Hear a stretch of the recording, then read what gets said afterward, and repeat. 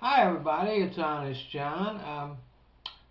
This week, Representative Allen West of Florida made the news by saying that there are a whole bunch of card carrying communists in Congress. Of course, he meant Democrats. Now, I know conservatives missed the 1950s, but it sounds like they want to bring back the Army McCarthy hearings. Hey, Allen, the Red Scare is over. The Communist Party is a small fringe party in the USA and no threat to anyone. Now, I doubt if Congressman West even realizes how dumb that statement sounded. And I have to say that it probably doesn't even make the top 10 list of dumb Republican statements over the past year.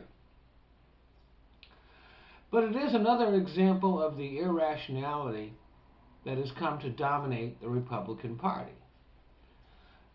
When I was growing up, Dwight Eisenhower was president.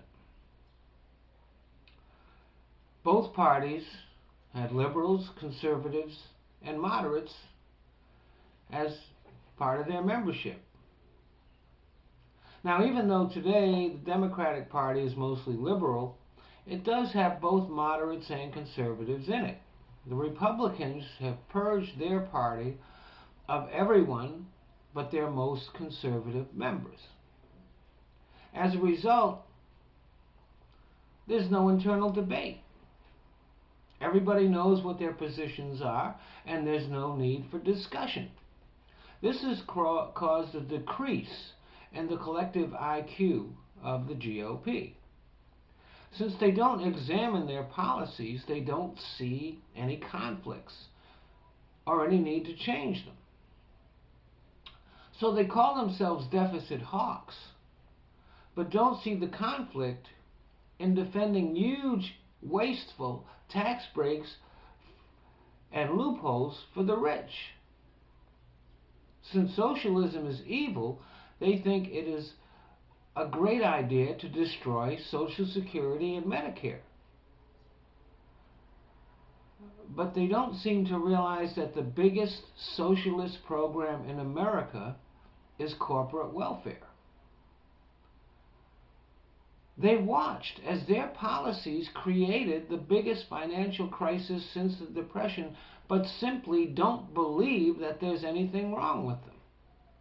And they have promised to bring back and increase those same policies. They complain about big government intruding in our private lives, but at the same time they are mandating unnecessary and intrusive medical procedures and putting government square in the middle of people's private lives. Now, I'm not arguing that you can't hold their positions, but it is impossible for anyone with a lick of sense to hold both positions at the same time. You can't scream about borrowing money from China to give to the poor and then borrow money from China to give to the rich.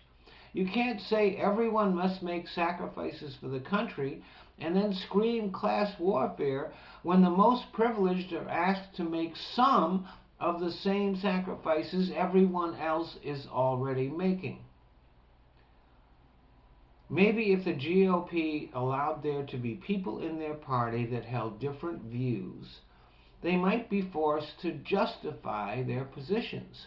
They might be forced to think about the things they say and the things they do. Maybe their actions would more closely match their words. Who knows, they might even change their minds about some things.